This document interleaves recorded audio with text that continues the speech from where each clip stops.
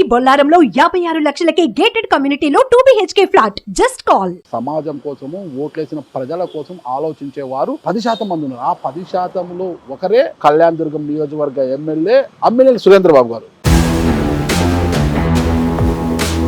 Entrance look అదిరిపోయింది కదా అమ్మినేని సురేంద్రబాబు ఇల్లు. అమ్మినేని సురేంద్రబాబు గారు సమాజానికి మంచి చేయాలని ఒక ఆలోచన కూడా ఇక్కడ నుంచే పుడుతుందండి. రోజు కూడా ఇల్లు కట్టడం కాదు, మొక్కల్ని పెంచడం కూడా అదొక కళ, ఒక ఆర్ట్ అంటారు అన్నమాట. మనకి మంచి ఆక్సిజన్ ఇచ్చేది అదే కదా. నిజంగా ఇది ఒక మందిరం లాగానే ఉంది. పూజ కదా అనుకుంటారు ఎవరన్నా. ఇక్కడ చూడండి అన్నా, నమస్తే. నమస్తే అన్న. అంత దైవభక్తి ఈ స్థాయికి వచ్చినా కూడా ఏమాత్రం తగ్గలేదన్నా? పుట్టుకతోనే వచ్చేసింది దైవం అనేది. మన ఇంట్లోనే కాదు, ఈ అన్ని సైట్ల మీద క్యాల్కులేట్ చేసే పూజకి ఒక 15-20 లక్షలు ఖర్చు అవుతుంది. ఈ మెటీరియల్ అంతా మొత్తం ఇటలీ నుంచినే తెచ్చా. అక్కడ కూడా అంగు ఆర్భాటాలు అనేవి లేకోకుండా అన్నంతలో చాలా సింపుల్ గా, చాలా అందంగా, చాలా చక్కగా తీర్చిదిద్దబడింది ప్రతి ఏరియా కూడా. ఈ లైబ్రరీ అంతా మొత్తం చాలా సింపుల్ గా, సమాజానికి తన వంతుగా ఏదో కొంత చేయాలి, ఒక మంచి చేయాలని లక్ష్యంతో రాజకీయాలకు వచ్చిన ఎమ్మెల్యేగా గెలిచిన వెంటనే అసెంబ్లీలో ప్రమాణ స్వీకారం చేస్తున్న ఫోటో ఇది. అమ్మినేని సురేంద్రబాబుని నేను శాసనసభ్యునిగా ఎన్నికైనందున భారతదేశ సర్వాధికారాన్ని సమగ్రతను కాపాడుతానని దైవసాక్షిగా ప్రమాణం చేస్తున్నా. ఎలా అనిపించింది అసలు ఆ రోజు మీకు ప్రమాణ స్వీకారం చేస్తుంటే? ఎమోషన్ అనిపించింది.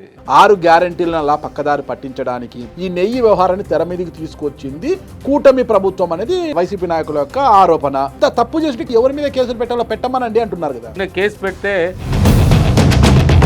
వాళ్ళతో పాటు ఏదైతే ఈ 5 మందిని చెప్పానో 5 మంది మీద కూడా కఠినమైన చర్యలు ఎన్డీఏ ప్రభుత్వం తీసుకొని తీరుతుంది. ఉమామహేశ్వర నాయుడు గారు తిరిగి పార్టీలోకి వస్తానంటే కండవ కప్పడానికి సిద్ధంగా ఉన్నారా? ముందు రోజు వరకు చంద్రబాబు నాయుడు గారి నుంచి ఆయన కండవ కప్పుకుంటే ప్రజలు చీకొడతారు ఆయన. జీవితంలో మీరు మర్చిపోలేని సంఘటన ఏదైనా ఉందా మీకు అసలు? శ్రీలంక సంబంధించిన ఇన్సిడెంటే. ఏం జరిగింది? అక్కడ షంగ్రీలా హోటల్లో కూర్చొని తింటున్నప్పుడు శబ్దం బాంబ్ బ్లాస్ట్ జరిగింది అక్కడ.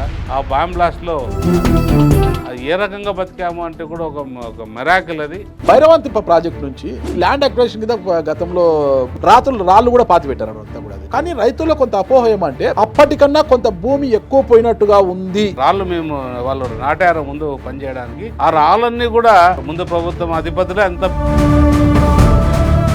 ఏ ఒక్క సెంటు కూడా ఎక్స్ట్రా పోయేదానికి అవకాశం లేదు. కాంట్రాక్టులు పనులు పొంది ఏదైనా పరిశ్రమలు పెట్టాలని అక్కడికి వెళ్తే ఫస్ట్ ఎమ్మెల్యేకు, ఎమ్మెల్యే బంధువులకు, ఎమ్మెల్యే తమ్ములకు, బామలకు కప్పం కట్టాలి. మరి మీ దగ్గర ఏమన్నా కప్పం కట్టాలి? మా ప్రాంతం బాగుపడాలి, 10 మందికి ఉద్యోగాలు రాలి, నేను వాళ్ళకి ఒకటే చెప్పాను.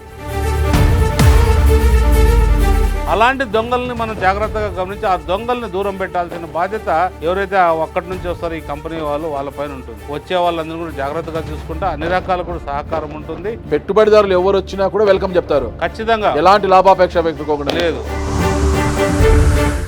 Welcome to Suman TV. నేను మీ నాగరాజ్ బైర్శెట్టిని. ఈ రోజు మనకు ఈ ప్రోగ్రామ్ స్పాన్సర్ చేస్తుంది ఎలక్ట్రికల్ వాహనాల రంగంలో ఉభయ తెలుగు రాష్ట్రాల్లో తనదైన ముద్ర వేసుకున్న ఎకో తేజాస్ వాహనాల బండి.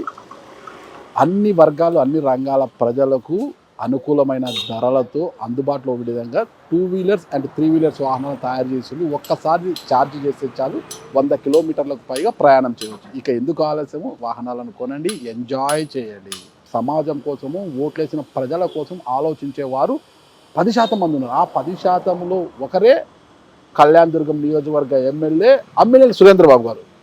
తను ఎమ్మెల్యేగా గెలిచిన నాటి నుంచి ఎలాంటి లాభాపేక్ష లేకుండా, అవినీతి అన్న మాటకు ఆస్కారం లేకుండా నీతి నిజాయితీగా పరిపాలన సాగిస్తూ ప్రజల మన్ననలను పొందుతున్నారు. అంతేకాదండోయ్, నిరుద్యోగ యువకుల కోసం డిఎస్సి కోచింగ్, ఉచితంగా కోచింగ్ ఇవ్వడంతో పాటు ఉచిత భోజన వసతి కల్పించడము, నిరుద్యోగ యువకులకు ఉపాధి అవకాశాలు కల్పించేలా చర్యలు తీసుకుని ఇలాంటి కార్యక్రమాలు ఎన్నో చేస్తున్నారు.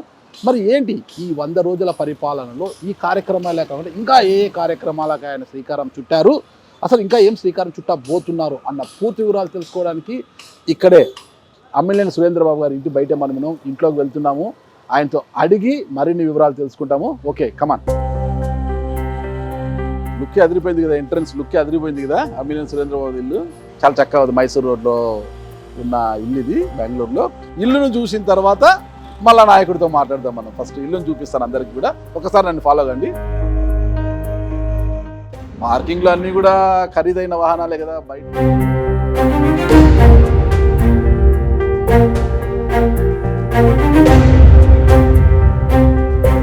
కింద ఆఫీస్ రూమ్ ఉంది, ఆఫీస్ రూమ్ చూసిన తర్వాత పైకి వెళ్దాము. షూ వెళ్దాం, ఎందుకంటే కలియుగ దైవం ఏడుకొండల స్వామి ఉన్నారు. Okay, wow wow wow wow, మంచి సాంబ్రాణి పొగ వేశారు ఇప్పుడే.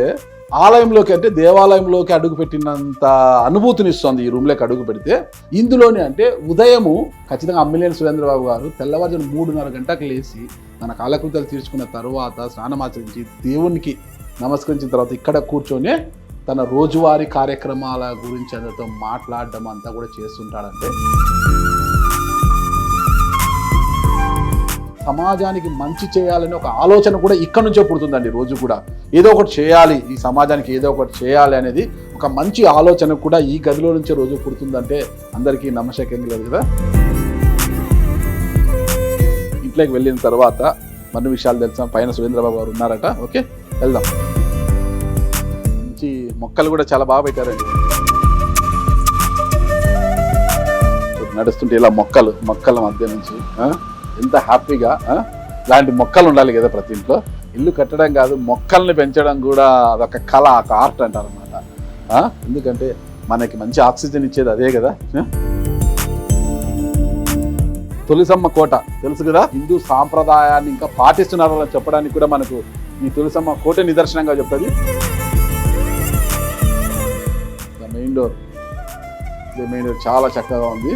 ఒక్కసారి లోపలికి వెళ్దాం, ఓకేనా.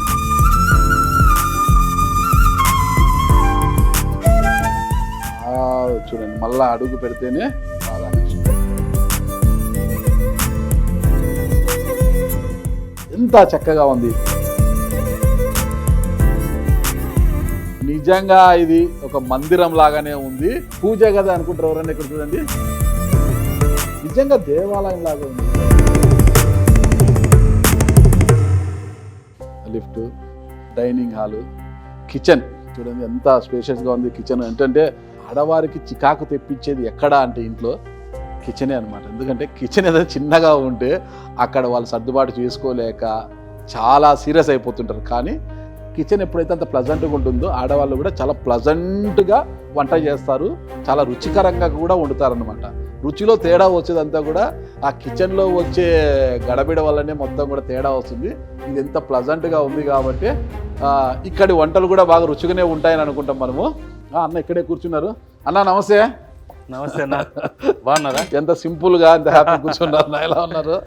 బాగున్నా అన్న. నాకు ఎంత సంతోషంగా ఉందంటే మీ ఇంట్లోకి రాగానే ఎదురుగానే ఏడుకొండల స్వామి విగ్రహము, లోపలికి వెళ్తేనే ఒక పూజ గదిలోకి వెళ్ళినట్టుంది నాకు. మరీ పైకి ఎక్కాలిగా మీ ఇంట్లో తులసి కోట, తులసమ్మ చాలా పచ్చదనంగా ఉంది. లోపలికి రాగానే ఒక మందిరాన్ని, చక్కటి మందిరాన్ని, ఇంత దైవభక్తి ఈ స్థాయికి వచ్చినా కూడా ఏమాత్రం తగ్గలేదన్నా. పుట్టుకతోనే వచ్చేసింది దైవం అనేది. నేను ఇక్కడే కాదు, మన ఇంట్లోనే కాదు, మేము ప్రతిరోజు మా సైట్లలో ఎక్కడైతే ముందు వర్కులు జరిగే ప్రతి సైట్లో కూడా ఉదయం దీపం పెట్టి పూజ చేయడం అది ఒక ఆనవాయితీగా వచ్చింది. నాకు తెలిసి నెలకి ఈ అన్ని సైట్ల మీద క్యాల్కులేట్ చేసే పూజకి ఒక 15-20 లక్షలు ఖర్చు అవుతుంది. అన్ని మరి ప్రతిరోజు దానికి పూలు కావచ్చు, దీపం కావచ్చు, అగరబత్తి, ధూప దీప నైవేద్యాల కోసము అన్ని పెడతా అంటారు. అంటే అన్ని సైట్లు దగ్గర ఒక 25 సైట్లు దాకా ఉంటాయి. అన్ని చోట్ల ఇదే పనే ఉంటుంది. చాలా చక్కగా ఉందన్న. ఇల్లు చూడొచ్చండి ఒకసారి. ఖచ్చితంగా వెళ్దామా నడుచుకుంటా. ఇక్కడ చూడండి సీతారాం స్టెప్స్ కూడా చాలా ఫ్లాట్గా, ఎవరైనా ఈజీగా, అంటే మోకాలు నొప్పులు ఉండే వాళ్ళు కూడా ఈజీగా ఎక్కేలా వేయించారండి. అసలుకి చాలా బాగున్నాయి అన్నమాట. మెటీరియల్ అంతా మొత్తం ఇటలీ నుంచినే తెచ్చాను. ఇటలీ నుంచా? మొత్తం మార్బులేనా? మొత్తం మార్బులే. చాలా బాగుంది. ఇది నా బెడ్రూమ్. ఇదా ఒకసారి చూడొచ్చా? లక్షణంగా బెడ్రూమ్ చాలా విశాలంగా. ఈ ఆలోచన అంతా మీదేనా? నాది ప్లస్ ఆర్కిటెక్ట్స్ మా అల్లుడు ఉన్నాడు. ఓకే, నవీన్ అంటే మన అవినాష్ వాళ్ళ brother is the main person. Okay, చిన్నల్లుడు. పెద్దల్లుడు రాజకీయంగా మామకు సపోర్ట్ వర్కుల్లో కావచ్చు, చిన్నల్లుడు ఇలా అల్లుళ్ళు బాగుంటారు మీకైతే. ఇది ఈ సెక్షన్ మాత్రం నాకు చాలా ఫేవరెట్ అండి. ఎందుకంటే నేను దీనికి ఫ్యాన్ అనమాట.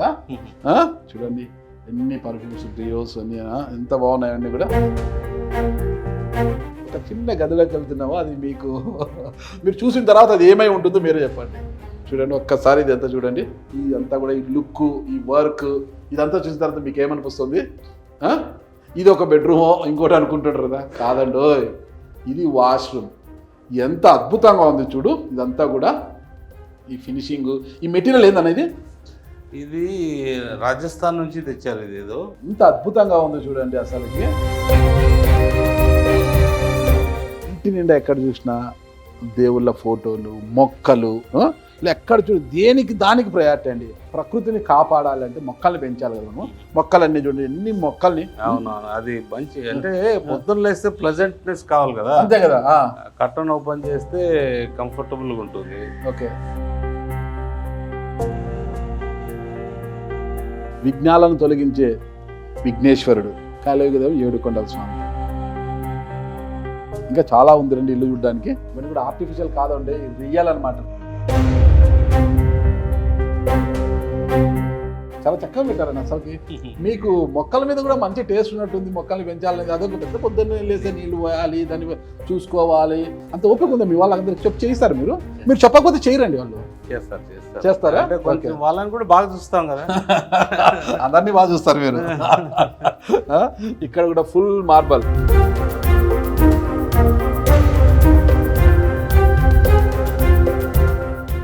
ఇది బెడ్రూమ్ వల్ల, ఇది కొడుకుది బెడ్రూమ్. ఓ కుమారుడి బెడ్రూమ్ చాలా అద్భుతంగా ఉంది.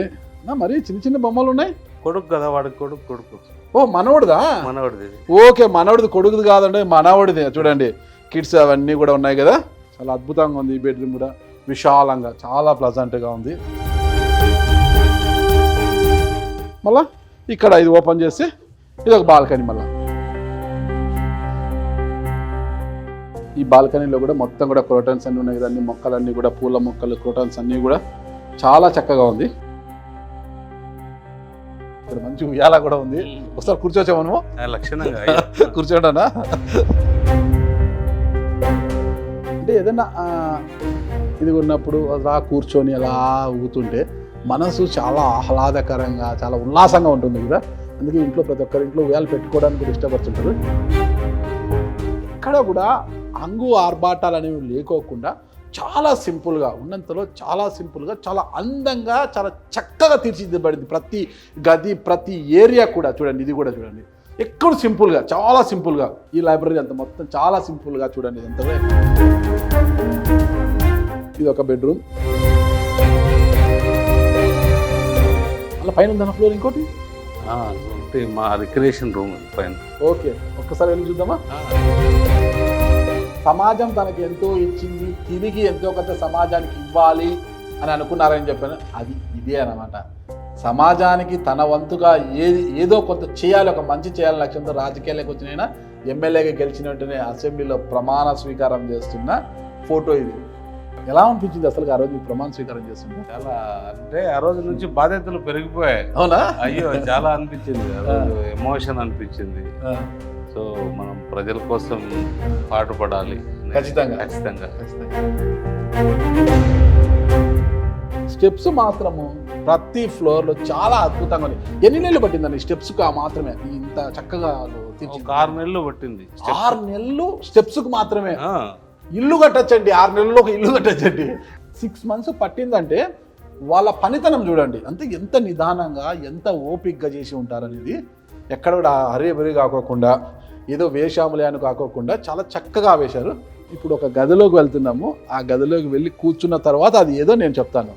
ఎందుకంటే ఎంత చక్కగా అంటే అంత చక్కగా ఉంది, చాలా అద్భుతంగా ఉంది. అది ఇప్పుడు అర్థమైంది అనుకుంటే ఇదేందో వినోదాలను పంచే ఇదే హోమ్ థియేటర్. చూడండి ఎంత అద్భుతంగా ఉంది.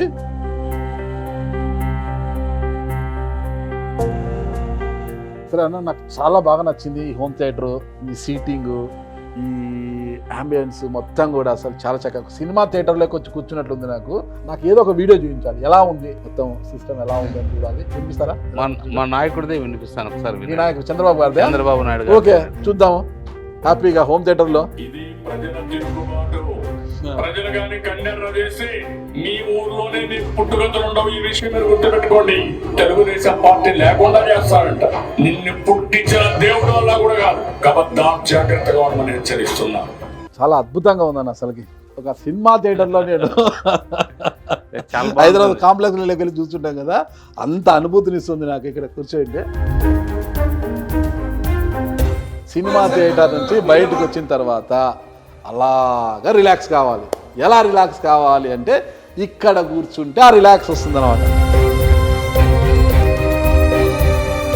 కానీ ఇక్కడ చూడొచ్చు మనము కింద నుంచి పై వరకు చూస్తే ఎక్కడ చూసినా డైమండ్ షేప్ కనిపిస్తుంది.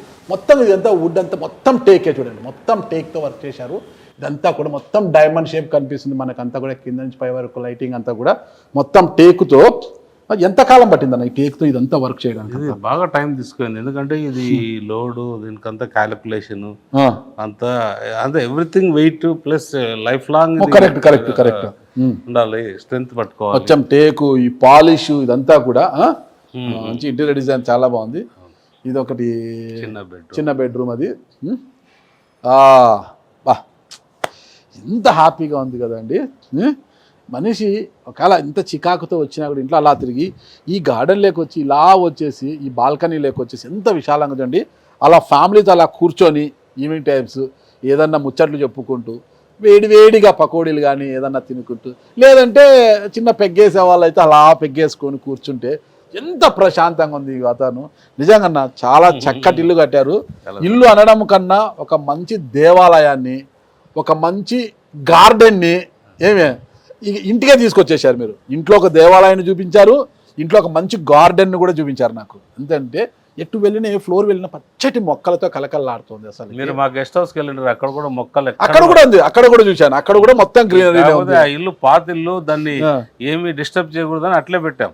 ఓకే అది కూడా బాగుంది, అది కూడా చక్కగా ఉంది, చాలా చక్కగా. ఇది కదా చూశారు ఇంతసేపు మన కళ్యాణ్ దుర్గం నియోజకవర్గ ఎమ్మెల్యే సురేంద్రబాబు గారి ఇల్లు చూశారు కదా బెంగళూరులో, ఎంత చక్కగా ఉందో.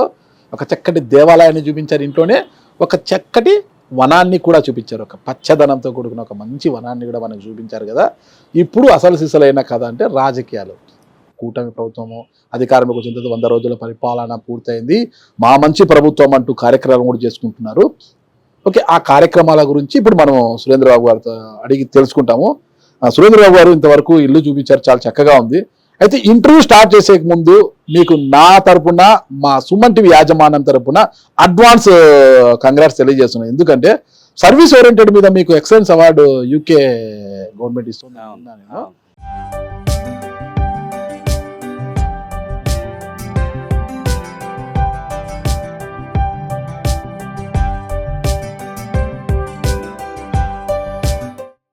ముందుగా మీకు హార్దిక శుభాకాంక్షలు తెలియజేస్తున్నాను నేను. మీరు ఇలాంటి అవార్డు ఎన్నో అందుకోవాలి. ఎలా అనిపిస్తుంది మీకు అసలు అవార్డు తీసుకోవడానికి? అవార్డు తీసుకోవడం అనేది చాలా గొప్ప అనుభూతి, చాలా హ్యాపీ అయింది నాకు. మా ఎమ్మెల్యే గారికి అవార్డు వచ్చింది కదా, మా జిల్లా ఎమ్మెల్యేకి అనేసి. ఓకే, ఇకపోతే మనం ఇంటర్వ్యూ స్టార్ట్ చేయకుండా ఇంకొక ముఖ్యమైన పాయింట్. ఇప్పుడు హిందువులంతా కూడా ఒక భయాందోళనకు గురవుతున్నారు, ఒక ఆవేదనలో ఉన్నారు, మనోవేదనకు గురవుతున్నారు. హిందూ సాంప్రదాయాన్ని పాటించడం లేదు. తిరుమల తిరుపతి దేవస్థానంలో అంటే ప్రసాదాలకు వాడే నెయ్యి కల్తీ జరిగింది. మొత్తం జంతు అవశేషాలు, జంతు కొవ్వుతో కూడుకున్న నెయ్యిని తయారు చేశారు అనేది ఒక పెద్ద రాద్ధాంతం జరుగుతుంది. దాని మీద అధికార పక్షం మీరు కూటమి కావచ్చు, ప్రతిపక్ష వైఎస్ఆర్ కాంగ్రెస్ పార్టీ ప్రతి విమర్శలు చేసుకుంటున్నారు. ఇక జగన్మోహన్ రెడ్డి గారు రేపు తిరుమల వెళ్ళబోతున్నారు. రేపు తిరుమల ఆయన డిక్లరేషన్ ఇచ్చిన తర్వాతనే దర్శనానికి అలౌ చేస్తామంటున్నారు. ఆయన ఇచ్చే డిక్లరేషన్ ఇచ్చే పరిస్థితి లేదంటున్నారు. ఏంటి అసలు ఈ లడ్డూ ప్రసాదం గురించి ఒక ఎమ్మెల్యేగా మీరు ఏం చెప్పదలుచుకున్నారు? మీరు ఒక్కసారి ఆలోచన చేయండి. వాళ్ళ వైఎస్ఆర్ ప్రభుత్వం వచ్చిన మొదటి రోజుల్లో మనం చాలా విన్నాం. డెకరేషన్ తిరుమల కొండకు చేసే డెకరేషన్లో కూడా ఒక వేరే మతానికి సంబంధించిన డెకరేషన్ చేశారనేది కూడా విన్నాం, అంటే జగన్ రెడ్డికి ఉన్న దానిపైన. అలాగే ఏదైతే ఉందో వాళ్ళు పరిపాలన చేసినది అక్కడ మీరు ఎవరిని చూసినా ఒక 5 మంది మాత్రమే పరిపాలన చేశారు. అక్కడ ఎవరు పరిపాలన చేశారు? ఒకరు ధర్మారెడ్డి గారు, మన వైవి సుబ్బారెడ్డి, కరుణాకర్ రెడ్డి, మరి పోతే జగన్మోహన్ రెడ్డి, ఇలా వీళ్ళు పరిపాలన చేశారు తప్ప టీడీటీని ఇంకెవ్వరూ పరిపాలన చేయలే. కాబట్టి ఖచ్చితంగా దాంట్లో వాళ్ళు ఏదైతే ఉందో జంతువులు కొవ్వు కలిపిన అనే దానికి దాంట్లో ఏమాత్రం సందేహం లేదు. ఖచ్చితంగా వాళ్ళు కొవ్వు కలిపారు దాంట్లో. నిజంగా మా అలాంటి హిందువులు హిందువులు మనోభావాలను దెబ్బతీశారు. నేను చాలా చోట్ల వింటున్నా, చాలా దుర్మార్గంగా ఇది చర్య తీసుకున్నారు, ఇది దుర్మార్గంగా కలిపారనేది కూడా అందరూ తెలియజేస్తున్నారు. చాలా బాధాకరం ఇది. ఇలాంటి వాళ్ళని మనం కఠినమైన శిక్ష విధించాల్సింది నా కోరిక. ఓకే, మీరు బాగా చెప్తున్నారు. కూటమి నాయకులంతా కూడా ఖండిస్తున్నారు దీన్ని. కానీ ఇంతవరకు ఎవరి మీద కేసులు బనాయించలేదు. ఇదంతా కూడా 6 గ్యారెంటీలు, ఆరు గ్యారెంటీలు అమలు చేయలేక రాజ్యసభ సభ్యులను కొనుగోలు చేస్తున్నారు. ఇప్పుడు వైఎస్ఆర్సీపీ రాజ్యసభ సభ్యులను కొనుగోలు చేస్తున్నారు. అది పక్కదారి పట్టించడానికి, 6 గ్యారెంటీలను అలా పక్కదారి పట్టించడానికి, ఇతరత్ర అంశాలన్నింటినీ కూడా పక్కదారి పట్టించడానికి ఈ లడ్డూ వ్యవహారాన్ని, ఈ నెయ్యి వ్యవహారాన్ని తెర మీదకి తీసుకొచ్చింది కూటమి ప్రభుత్వం అనేది వైసీపీ నాయకుల యొక్క ఆరోపణ. ఇంత తప్పు చేసి కేసులు పెట్టమనండి, ఎవరి మీద కేసులు పెట్టాలో పెట్టమనండి అంటున్నారు కదా. కేసు పెడితే వాళ్ళు తప్పించుకునేదానికి ఎక్కువ అవకాశాలు ఉంటాయి. దానికి అన్ని మొత్తం ఒక నిర్ధారణ చేసి ఒక కొలిక్కి తీసుకొచ్చి ఆల్రెడీ నిర్ధారణ అయింది అది ఆ లడ్డూలో కొవ్వు పదార్థాలు కలిపారని. ఎక్కడ ఏమేమి సందర్భాల్లో కలిపారు, ఎలా కలిపారు అనే దాని మీదనే జరుగుతుంది. ఖచ్చితంగా వాళ్ళు ఎవరైతే మీరు అడుగుతున్నారో వాళ్ళపైన కేసులు కూడా పెడతారు. వాళ్ళు అంత ఈజీగా వదలరు. వాళ్ళతో పాటు ఏదైతే ఈ 5 మందిని చెప్పానో 5 మంది మీద కూడా కఠినమైన చర్యలు రాష్ట్ర ప్రభుత్వం, ఎన్డీఏ ప్రభుత్వం తీసుకొని తీరుతుంది. అది ఊరినే అట్లా వదిలేసి ఏదో చంద్రబాబు నాయుడు చాలా గొప్ప నాయకుడు. మీరు ఇంతవరకు కూడా ఏది కూడా అనవసరమైన ఆరోపణ ఎప్పుడు కూడా ఎవరి మీద చేయలేదు. అంటే అంత పెద్ద తిరుమల దేవస్థానం మీద, భక్తుల మనోభావాల మీద ఒక నాయకుడు, అంటే 74 ఏళ్ళ వయసులో ఉన్న ఒక నాయకుడు, గొప్ప నాయకుడు చెప్తున్నాడంటే అది నిజంగా అందరూ కూడా అది నమ్మాల్సిందే. ఆయన ఎప్పుడు కూడా అవసరం లేదు ఒక దేవుని పైన అబద్ధాలు చేసి రాజకీయం చేయాల్సిన అవసరం చంద్రబాబు నాయుడు కానీ ఎన్డీఏ కుటుంబం కానీ అసలు లేదనేది నా అభిప్రాయం. జగన్మోహన్ రెడ్డి గారు తిరుమలకు వస్తే ఖచ్చితంగా డిక్లరేషన్ ఇవ్వాలి అని అంత పట్టుబడుతున్నారు, ఎందుకంటారు? అది మన చట్టంలో ఉంది కదా, హిందూ కొత్తగా రావడం లేదు కదా. ఆయన చాలా సార్లు వచ్చారు తిరుమలకి, ఇప్పుడు వచ్చి మళ్ళీ డిక్లరేషన్ ఇవ్వడం వల్ల వచ్చే లాభం ఏంటి అసలు? అవును, గత ప్రభుత్వం 5 ఏళ్ళు ఆయనే పరిపాలన, ఆయన మీరే చూశారు, చీకటి రాజ్యాన్ని పరిపాలన చేశాడు. ఎవరు మాట్లాడడానికి లేదు, వాళ్ళ ఎమ్మెల్యేలు మాట్లాడడానికి లేదు.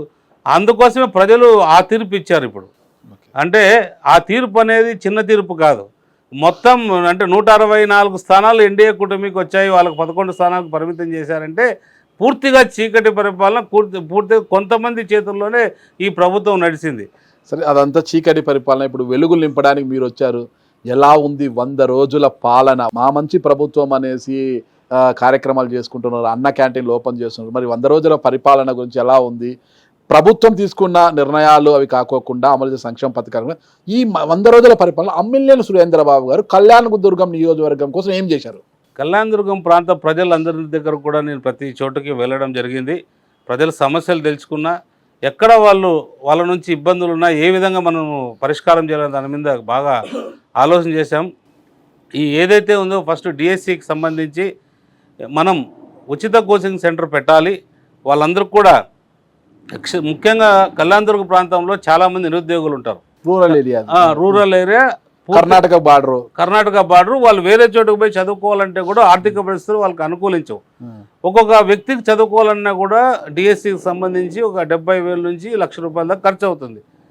సరే, ఎందుకు మనం పెట్టకూడదు అని చెప్పి ఒక నోటిఫికేషన్ మాదిరి అనౌన్స్ చేశాను. అసలు నాకే ఆశ్చర్యమైంది. 1300-1400 మంది అప్లికేషన్ ఇచ్చారు. 1150 1200 మంది జాయిన్ అయిపోయారు. అసలు కిటకిటలాడేటట్టు జాయిన్ అయిపోయినారు ఆ పెద్ద హాల్లో. దానికి వాళ్ళకి అన్ని ఫెసిలిటీస్ చేసి, అరే నేను మంచి పని చేస్తా, భోజనం కూడా పెట్టారట కదా. భోజనం కూడా. ఆలోచన ఎందుకు వచ్చింది మీకు అసలు? కదా అంటే వాళ్ళందరూ కూడా పిల్లల్ని ఎత్తుకొని వచ్చి అక్కడికి వస్తున్నారు. వాళ్ళు అక్కడ పిల్లల్ని చూసుకోవడానికి ఇబ్బందికరంగా, లేదా వాళ్ళ ఇంటికి పోయి అంత 1100 మంది ఒకేసారి కళ్యాణదుర్గం పట్టణంలో వెళ్తే ఏ హోటళ్ళు వాళ్ళకి అనుకూలంగా? హోటళ్ళ పక్కన అసలు డిఎస్సికి సంబంధించి నిరుద్యోగ యువతి యువకులకు ఒక coaching centre, free coaching centre పెట్టాలన్న ఆలోచన మీకు ఎందుకు వచ్చింది? ఎప్పుడు నాకు తెలిసి ఏ ఎమ్మెల్యే కూడా రాలేదు ఇది అనంతపురం జిల్లా రాజకీయ చరిత్రలో. నాకైతే ఏదైతే డిఎస్సి మీద ప్రత్యేకమైన శ్రద్ధ చంద్రబాబు నాయుడు గారు తీసుకున్నారు, ఆయన మొదటి సంతకం చేశారు. ఆ పోస్టులు 16,000 పోస్టులు, 17,000 పోస్టులు ఉన్నాయి. మన జిల్లాకు కొన్ని పోస్టులు కేటాయించారు. ఆ పోస్టుల్లో కనీసం నేను ఎలక్షన్ క్యాంపెయిన్లో పోయినాడు, మాకు ఇన్ని రోజుల నుంచి డిఎస్సి రాలేదు, మాకు ఆర్థిక సంస్థలు లేవు, చాలా ఇబ్బందులు ఉన్నాం. చాలామంది నిజంగా మహిళలు, ముఖ్యంగా పెళ్ళైన వాళ్ళు ఉన్నారు దాంట్లో కూడా, మాకు కావాలని చెప్తే ఆ సందర్భం నాకు గుర్తొచ్చింది. అరే మనం ఖచ్చితంగా ఉచిత కోచింగ్ సెంటర్ ఎందుకు పెట్టకూడదు, మంచి ఫ్యాకల్టీని కూడా తీసుకొచ్చి అన్ని రకాలుగా ఫ్యాకల్టీ ప్రతి ఒక్కరికి ఉపయోగపడేది తెచ్చి పెడదామనే దాని మీద ఆ ఫ్యాకల్టీ కూడా అద్భుతమైన ఫ్యాకల్టీ, వాళ్ళకు కూడా మంచి ఫ్యాకల్టీ తెచ్చి వాళ్ళకు కూడా మంచి పేమెంట్ కూడా మంచిగా ఇచ్చి ప్రజలందరూ కూడా అంటే ఎవరైతే డిఎస్సి కోచింగ్ తీసుకునే విద్యార్థులందరూ కూడా ఉపయోగపడేటట్టు చేసాం. వాళ్ళలో ఉన్న మనోధైర్యాన్ని కూడా నింపాం వాళ్ళందరికీ కూడా. ఓకే, వాళ్ళు పడే ఆనందాన్ని కళ్ళారా చూశాను. నేను అంటే ఇంత గొప్ప పని చేయడం చాలా నేను మంచిదే అనిపించింది నాకు. ఇంతమంది నేను చూశాను అసలుకి ఆదాయం అని పరిగెత్తుతున్నారు, డబ్బు డబ్బు డబ్బు అనేసి. కానీ అమ్మినేని సురేంద్రబాబు గారు మాత్రం వచ్చిన వెంటనే ఉచిత డిఎస్సి కోచింగ్లంట, నిరుద్యోగ యువతి యువకులకు ఉపాధి అవకాశాలు కల్పించడము, ఇలా మొత్తం మెటీరియల్తో సహా మీరు పంపిణీ చేస్తూ ముందుకు పోతున్నారు. అంటే మీకు డబ్బులు అంత ఎక్కువైనాయా? మీకు డబ్బు అంటే చేదేమన్నా వ్యాపార మార్గాలు ఏమైనా చూసుకోలేదా? నేను ప్రజలకు సేవ చేయడానికి వచ్చాను, ప్రజలతో ఉండడానికే నేను అక్కడికి వచ్చాను. ప్రజలు ఎన్నుకుంటే మనం ఏదైతే ఈ రాజ్యాంగంలో ప్రజల కోసం పనిచేస్తేనే మనం కరెక్ట్గా వాళ్ళకి ఏదైతే చేయగలుగుతామో అది పోతామనే ఉద్దేశంతోనే ఈ రాజకీయాల్లోకి వచ్చాను. నేను వ్యాపారం చేసి సంపాదించాలంటే నా వ్యవస్థ ఉంది, అది సపరేట్. నేను ఆ రకంగా సంపాదిస్తాను కానీ ప్రజల మధ్యలో ఉండి ప్రజలకు సేవ చేయడానికి వచ్చాను. కానీ ఇంకో రకంగా ఇక్కడ ప్రజల్ని ఇబ్బంది పెట్టి సంపాదించే ఆలోచన ఇప్పుడే కాదు, ఎప్పటికీ రాదు, రాబోదు కూడా. అది చాలా మంది కూడా మీరు అంటున్న అంతమంది ప్రజలకు సేవ చేయడానికి వస్తారు, సేవ చేయడం పక్కన పెట్టి గెలిచిన తర్వాత సేవ్ చేయడం స్టార్ట్ చేస్తున్నారు. నాకు ఒకరి గురించి తెలీదు. ఓకే, నేనైతే ప్రజలకు సేవ చేస్తాను. ఏది చిన్న పొరపాటు జరిగినా కూడా నా మనసు కూడా ఒప్పుకోదు. తెలియకోకుండా ఏదైనా తప్పు జరిగినా కూడా నేను ప్రజలకు కూడా ఎక్స్ప్లెనేషన్ ఇచ్చేదానికి కూడా సిద్ధంగా ఉంటాయి ఎప్పటికప్పుడు. ఇప్పుడు మీరు రాజకీయాలకు వచ్చారు, అదే మీ వృత్తిలో మీరు దృష్టి పెట్టి ముందుకు పోతేగిన 100 కోట్లు 200 కోట్లు సంవత్సరానికి సంపాదించవచ్చు. కానీ ఇక్కడ మీరు ఎక్కువ సమయం కేటాయించడం వల్ల లాస్ కావడం లేదు మీకేమి? నాకు లాస్ అనే దానికన్నా ప్రజలకు నేను సేవ్ చేస్తాననే సంతృప్తి ఎక్కువ ఉంది. ఓకే ఓకే, పూర్తిగా వ్యవస్థను ఎట్లా ఏ విధంగా దాన్ని రూట్లోకి తెచ్చుకోవాలనే వ్యవస్థ వేరు, కానీ నేను సంతృప్తి పడతాన్న వ్యవస్థ ఇక్కడ వేరు. ఇక్కడ ప్రజల కోసం మనం ఉన్నాం కాబట్టి, ప్రజల కోసమే వచ్చాం కాబట్టి ఈ కర్తవ్యం నేను పూర్తి చేయగలిగితే నాకు అంతకన్నా సంతృప్తి ఇంకేం లేదు. మీరు అన్నారు గతంలో ఎన్నికలకు ముందు నేను గెలిస్తే జూనియర్ కాలేజ్ తీసుకొస్తాను, డిగ్రీ కాలేజ్ నిర్మాణానికి చేస్తాను, ఆసుపత్రి అభివృద్ధికి నేను సహకరిస్తాను, డంపింగ్ యార్డ్ ఏర్పాటుకి అన్నాను. అవన్నీ ఎంతవరకు వచ్చాయంటారు? ఆ ప్రక్రియ అంతా కూడా ఎంతవరకు వచ్చిందంటారు? జూనియర్ కాలేజ్ వరకు మనం ఆల్రెడీ నేను ఆ ప్రక్రియ స్టార్ట్ చేశాను. మన ముఖ్యమంత్రి గారు కలిసి కూడా జూనియర్ కాలేజ్ అడిగాను. అది కూడా త్వరలో కొంత నిధులు తెలుసు కదా, మన రాష్ట్రాన్ని ముందున్న ముఖ్యమంత్రి దివాళా దయచిపోయారు. సో ఇంకా అంతా వాళ్ళు సర్దుతున్నారు, ఎక్కడెక్కడ ఏమేమి తప్పులు జరిగాయి ఏం జరిగాయి దాంట్లో ఉన్నారు. అది అయిన తర్వాత నేను అడిగిన దాన్ని ఖచ్చితంగా చేస్తానని చెప్పాడు. జూనియర్ కాలేజ్ ఖచ్చితంగా తీసుకొని వస్తాను. ఏదైతే మీరు అడుగుతున్నారో డంప్ యార్డ్ గురించి వచ్చారు, ఆ డంప్ యార్డ్ అనేది నిజంగా 30 ఏండ్ల సర్వీస్లో కళ్యాణదుర్గం పట్టణంలో అసలు ప్రజలకు తీవ్రమైన ఇబ్బందుల్లో ఉన్నారు. వాళ్ళందరూ కూడా ఇండ్లు చుట్టూ ఉన్నాయి, నడి ఒడ్డునుంది. అంటే మాజీ మంత్రి ఉషశ్రీ చరణ్ కూతవేటు దూరంలో ఉన్న డంప్ యార్డ్ అది నేను ఎన్నికల్లో రోజు చూస్తూ పోయేవాడిని. ఎన్నికల్లో నాకు హామీ అది ఇవ్వకపోయినా నా మనసులో పడిపోయింది, అరే ప్రజలకి ఎంత తీవ్రమైన ఇబ్బందుల్లో ఉన్నారే, దుర్వాసన వస్తుంది. అంటే అంత మంట పెడితే ఇళ్లలో పొగ వస్తే ఆ పొగ ఇండ్లలో పిల్లలు దాంట్లో చేరి చాలా ఇబ్బందికరంగా ఉన్నారు. దీన్ని ఏదో రకంగా దీన్ని తొలగించాలని నా మనసులో ఆ రోజు అనుకున్నా. ఎన్నికైన తర్వాత మున్సిపల్ కమిషనర్ వచ్చిన తర్వాత ముందు 2 నెలలు వేరే కమిషనర్ ఆయన ఉందామా పోదామా అన్నట్టు ఉన్నాడు. ఆయన వెళ్ళిపోయిన తర్వాత వరకు మనం కూడా ఏం పని చేయలేని పరిస్థితిలో ఉన్నాం. ఆయన వెళ్ళిపోయిన తర్వాత ఈ కమిషనర్ పిలిచి చెప్పాను, ఈ డంప్ యార్డ్ని అయితే ఏదో రకంగా మనం క్లీన్ చేయాలి. ఎన్ని రోజులు నీకు సమయం కావాలి, ఏం కావాలి? సార్ నాకు ఈ మిషనరీ కావాలి, నాకు సమయం 2 నెలలు ఇస్తే మిషనరీ వచ్చిన తర్వాత నేను మొత్తం ప్లేన్ ల్యాండ్ చేసి ఇస్తాను అన్నాడు. వెళ్ళండి, ముందుకు వెళ్ళండి, దాని గురించి ఏ ఆలోచన లేదు, నేను అన్నీ ఏర్పాటు చేస్తానని చెప్పి ఏర్పాటు చేశాను. వర్క్ కూడా 3 రోజుల క్రితం స్టార్ట్ అయింది, చాలా అద్భుతంగా జరుగుతుంది. ఖచ్చితంగా నేను ఏదైతే ఉందో ఆ స్థలం 4 ఎకరాల 70 సెంట్లు స్థలం, వాల్యుబుల్ మున్సిపల్ స్థలాన్ని అసలు రక్షణగా దానికి ఏం కావాలో అన్నీ చేసి ప్రజలకు ఉపయోగపడేటట్టు. చాలా ప్రాంతాల్లో ప్రజలు ఇబ్బందికి గురైనారు. అక్కడ ఉన్న చాలామంది రోడ్లలో బండ్లు పెట్టుకొని వ్యాపారాలు చేస్తూ, చాలామంది మెకానికల్ రకరకాలుగా ఉండి, మున్సిపల్ ఆఫీస్ కూడా సరైన స్థలంలో లేకపోవడం, ఇలా చాలా ఇబ్బందులు ఉన్నాయి. అవన్నిటి కూడా ఒక ప్రణాళిక తయారు చేసి ఏ రకంగా దాన్ని డెవలప్ చేయొచ్చు, ఏ రకంగా మున్సిపాలిటీకి ఆదాయం వచ్చేటట్టు చేయొచ్చు అనే దాని మీదనే ఒక రూపకల్పన చేస్తున్నా. ఖచ్చితంగా అందరినీ కూడా కూర్చోబెట్టి అందరినీ అధికారుల్ని అలాగే మా పార్టీ ప్రజలు పట్టణ ప్రజలు అందరినీ కూర్చోపెట్టి ఏం చేస్తే బాగుంటుందని ఒక ప్రణాళిక తయారు చేసి ఆ రకంగా చేస్తాను దాన్ని కూడా. జబ్బు చేసి ఆర్డిటి ఆసుపత్రి చెప్తే ప్రభుత్వ ఆసుపత్రి పెద్దగా దవాఖానా పెద్దగా పనిచేయడం లేదు అక్కడ. ప్రభుత్వ ఆసుపత్రి అభివృద్ధి స్ట్రెంథన్ చేయడానికి ఎలాంటి చర్యలు తీసుకుంటున్నారు? ఖచ్చితంగా వాళ్ళందరినీ కూడా పిలిపించాము. డాక్టర్స్ కానీ హాస్పిటల్ కానీ మన మంత్రి గారు కూడా, ఆరోగ్య శాఖ మంత్రి కూడా మన జిల్లాకు సంబంధించిన వ్యక్తే సత్యకుమార్ యాదవ్ గారు, ఆయన కూడా ఏం కావాలన్నా కూడా నీకు చేసి పెడతానని చెప్పారు. హాస్పిటల్స్లో కూడా అభివృద్ధి అయింది. ముందు మనకు ఇంజెక్షన్ ఉండేది కాదు, అంటే ఏదైనా హార్ట్ అటాక్ వస్తే ఇమీడియట్ రిలీఫ్కి మన దగ్గర ఎక్కడ కూడా ఉండేది కాదు, చాలా కాస్ట్లీ ఇంజెక్షన్. ఇప్పుడు అవన్నీ కూడా అందుబాటులో ఉన్నాయి కళ్యాణదుర్గం హాస్పిటల్లో. ఇంకా కూడా మెరుగైన వైద్యము, రకరకాలకు కూడా ఏ సహకారం కావాలన్నా ఏ విధంగా కావాలన్నా గవర్నమెంట్ నుంచి సహకారం తీసుకొని అభివృద్ధి చేస్తా. చాలామంది పేషెంట్లు, మీరు కూడా లాస్ట్ టైం నీకు చెప్పాను, అక్కడ చాలామంది క్యాన్సరు, లివరు, కిడ్నీ రకరకాలుగా పేషెంట్లు చాలామంది ఉంటారు. వందల మంది అసలు ఒకే రోజు మొన్న 4 రోజుల క్రితం 6 మంది వచ్చారు క్యాన్సర్తో సంబంధించి. 6 మందిని కూడా నేను సూపర్ స్పెషాలిటీ హాస్పిటల్కి పంపించి వాళ్ళు అక్కడి నుంచి రికమెండేషన్ లెటర్ ఇచ్చేసి బసవతారకం పంపించారు. అదొక రిలాక్స్, చాలామంది ఆనందంగా ఉన్నారు.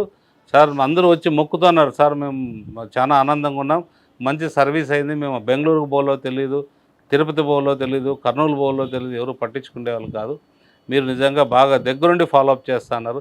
పోయే వాళ్ళకు కూడా నేను 5,000 రూపాయలు ఛార్జీకి వాళ్ళు ఖర్చులు ఇచ్చి పంపుతాను, మీరు ఆడ పోయి ఆ హాస్పిటల్లో ఉండండి, ఇంకా ఏమైనా అవసరమైతే వచ్చి ఎవరైనా సహాయం చేస్తారు.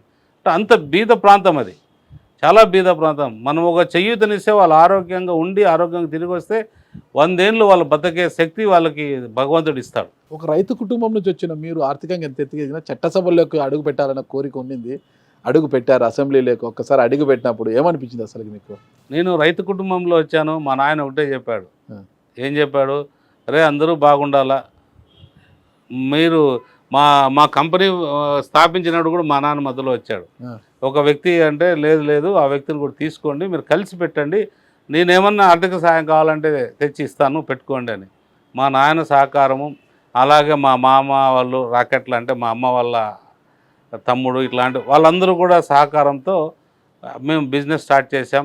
నా పార్ట్నర్లుగా ఎవరైతే రాజగోపాల్ ఉన్నాడో నాకు చాలా, ఇప్పుడు 40 ఏళ్ళ నుంచి మిత్రుడు, 26 ఏళ్ళ నుంచి భాగస్వామి, ఈరోజు కూడా ఇంకొక వెంకటేష్ అనే ఇద్దరు, మహిధర్, ఇట్లా అందరం కూడా గ్రూప్గా ఏర్పడి ఆ గ్రూప్లో ఎవరికి కూడా ఏ రకమైన మనస్పర్ధలు రాకోకుండా గ్రూప్ లీడర్గా నేను ముందుండి అందరినీ నడిపి ఈ స్థాయికి తీసుకొచ్చాం మా కంపెనీని. దాదాపు 40 సంవత్సరాల నుంచి కూడా మీ స్నేహితులందరూ కలిసి ఇంత అన్యోన్యంగా ఉన్నారు, ఎలాంటి పొరపచ్చాలు లేకోకుండా, అంటే అసలు చాలా గ్రేట్. ఎలా సాధ్యం అంటే అసలు నాకు మనిషికి ఏం కావాలా, నిజాయితీ కావాలి, అందరిలో ఆ నిజాయితీ ఉంది, అదే చాలు. అంటే అరమరికలు లేకోకుండా ఇంత క్లోజ్గా ఈరోజు మీరు ఎమ్మెల్యే అయితే వాళ్ళు ఎమ్మెల్యే అయినట్లుగా మిమ్మల్ని మీరు ఆ రోజు పోటీ చేస్తే కూడా వెనకుండి వాళ్ళు మిమ్మల్ని నడిపిస్తూ, వ్యాపారాన్ని ఒకవైపు వాళ్ళు చూసుకుంటూ, రాజకీయంగా మిమ్మల్ని ముందుకు నడిపిస్తూ, మిమ్మల్ని ప్రోత్సహిస్తూ, అరే ఇలా పెట్టుబడి ఇంత రాజకీయాల్లో తీసే తగలేస్తున్నాడు అయినా డబ్బులు, మాకంత ఇక్కడ నష్టం జరుగుతుందని కూడా ఎక్కడ కూడా వాళ్ళంతా కూడా అలాంటి భేషజాలకు పోకోకుండా మీ వెంట ఉన్నారంటే నిజంగా అలాంటి స్నేహితులు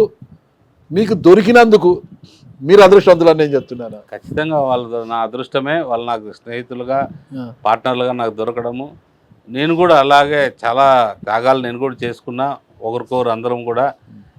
నేను కుటుంబం కన్నా ముఖ్యంగా కంపెనీని బాగా చూసుకున్నా.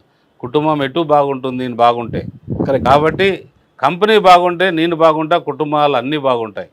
కాబట్టి ఫస్ట్ దాన్ని బాగా చేద్దామనే ఉద్దేశంతోనే వచ్చాను. అదే ఉద్దేశంతో ఇప్పుడు రాజకీయాల్లోకి వచ్చి కళ్యాణదుర్గ ప్రాంతాన్ని అభివృద్ధి చేయగలిగితే, కళ్యాణదుర్గాన్ని కూడా ఒక కుటుంబం చేసుకున్నారు, ఖచ్చితంగా చేయాలా. నేను అదే చెప్తున్నా, అన్ని పార్టీల వాళ్ళకి కూడా అదే చెప్తున్నా, కలిసి రండి, కలిసి ముందుకు వెళ్దాం. దీంట్లో మీరు పార్టీ భేదాభిప్రాయాలు పెట్టుకోవద్దండి. మీలో చాలా మంది అభిమానించే బుద్ధి ఉంటుంది, దాని గురించి అరే మంచివాడు అనేది బయటకు వచ్చేసేయండి. ఆ మంచితనాన్ని బయట జనాలు చూపిస్తే మిమ్మల్ని చూసి ఇంకా 10 మంది వస్తారు, మన ప్రాంతం బాగుపడుతుంది, అంతవరకు నా భరోసా ఇస్తున్నా మీకు అని చెప్పి చెప్తున్నా. మరీ మంచితనం ఎన్ని రోజులు ఆలోచిస్తున్నాము. రాష్ట్ర చరిత్రలో ఏ రాజకీయ నాయకుడు కూడా వాళ్ళ ఏరియా నియోజకవర్గ పరిధిలో సబ్స్టేషన్లు కొత్త నిర్మాణాలు చేసినప్పుడు ఆపరేటర్ పోస్టులు వస్తాయి, వాటికి ఉన్న డిమాండ్ దేనికి లేదండి. ఇప్పుడు నాకు తెలిసి నాకున్న రాజకీయ పరిజ్ఞానంలో రాష్ట్ర రాజకీయ చరిత్రలో ఫ్రీగా ఇచ్చారు అన్నది నేను వినలేదండి. ఎవరికైనా ఈరోజు 8 లక్షలు, 10 లక్షలు, 12 లక్షలు పలుకుతుంది ఆ పోస్టులు. డబ్బులు లేనిది ఎవ్వరికి కూడా ఆ పోస్టులు ఇవ్వడం లేదు, అమ్ముకుంటున్నారని దాన్ని. అదొక పెద్ద వ్యాపారం అయిపోయింది. కానీ ఒక కళ్యాణదుర్గంలో మాత్రము నిజంగా అర్హులైన వాడికి పేదవాడిని గుర్తించి రూపాయి కూడా తీసుకోకోకుండా ఆపరేటర్ పోస్టులు ఇస్తున్నారంట కదా, ఎలా సాధ్యమవుతుంది అనేది? ఇప్పుడు డబ్బు సంపాదించేదానికి మనం అక్కడికి వెళ్ళా. నిజంగానే చెప్తున్నా కదా, వాళ్ళు 8 లక్షలు 10 లక్షలు ఇచ్చారని మాజీ మంత్రికి రకరకాల వ్యక్తులకు ఇచ్చారని చెప్పి మాకు కూడా చెప్పారు. ఒకటి లెక్కేసుకోండి, వాడు 20,000 22,000 అతను 22,000 వస్తుంది. 22,000కు 10 లక్షలు ఇస్తే ఎన్ని సంవత్సరాలు కావాలా అతనికి ఆ 10 లక్షలు తీరడానికి? అంటే మనం వాడి జీవితాన్ని నాశనం చేయడానికే 10 లక్షలు తీసుకోవాలి తప్ప వాడిని బాగు చేయడానికి ఆ ఉద్యోగం ఇవ్వాల్సిన అవసరం లేదు. కాబట్టి నేను ఒకటే అనుకున్నా, నేను తీసుకోవడం కాదు, అసలు అధికారులు కూడా ఎవరైతే నేను పంపించి మీరు చేర్చుకోండి పలానా వ్యక్తిని అంటే వాళ్ళు కూడా ₹1 తీసుకోకుండా చేర్చుకోవాలి. చాలా అధికారులు కడుపు కొడుతున్నారు మీరు. కాసుకోండి డిఈలు వాళ్ళందరూ కూడా కాసుకోండి, ఆపరేటర్ పోస్టులు అమ్మేస్తారండి అవి. వాళ్ళ కడుపు కొడుతున్నారు మీరు. కాదు, వాళ్ళకి మంచి ఉద్యోగాలు ఉన్నాయి, మంచి కుటుంబాలు ఉన్నాయి, మంచి రకంగా అన్ని రకాలుగా వాళ్ళు బాగున్నారు. బాగలేనిది మన ప్రజలే, దానికి సంబంధించిన వ్యక్తులే కదా. వాళ్ళని బాగు చేయాలి కదా, వాళ్ళని ఎప్పుడు ఇబ్బంది పెట్టాలనేది కాదు. వాళ్ళకి గవర్నమెంట్ జీతం ఇస్తుంది వాళ్ళు పని చేసుకోవడానికి. వచ్చి రాగానే డిఎస్ ఉచిత కోచింగ్ సెంటర్ పెట్టారు. ఎవరు ఎవరు అధికారంలో ఉన్నా కూడా కళ్యాణదుర్గం పట్టణంలోని ఈ డ్రైనేజ్ వ్యవస్థను పట్టించుకున్న పాపాను పోలేదు. ఫస్ట్ మీరు దాన్ని తీసుకుని దాన్ని ప్రక్షాళన చేస్తున్నారు. అన్ని విషయాల్లో చొరవ తీసుకుని అవినీతి అనే మాటకు ఆస్కారం లేకుండా చేస్తున్నారు. ఇంత చేసినా ఎక్కడో క్యాడర్లో కొంత అసంతృప్తి ఉంది అని వినపడ్డాను. ఏంటంటే గతంలో ఉన్న బీసీ గోవిందప్ప కావచ్చు, శారదమ్మ కావచ్చు, ఉన్న హనుమంతరాయ చౌదరి కావచ్చు, వీళ్ళతో కలిసినంత స్వేచ్ఛగా సురేంద్రబాబు గారిని మేము కలవలేకపోతున్నాము అని ఎక్కడో కాసింత అసంతృప్తి ఉంది అని విన్నాను. ఎందుకంటారు? అది ఉందంటారా? అది పూర్తి అబద్ధం. ఓకే, ప్రజలందరూ కూడా స్వచ్ఛందంగా వస్తున్నారు, స్వచ్ఛందంగా డైరెక్ట్గా వస్తున్నారు. నాయకులు ఉన్నా లేకపోయినా ప్రజలు వస్తున్నారు, నాయకులు కార్యకర్తలు అందరూ కూడా వస్తున్నారు.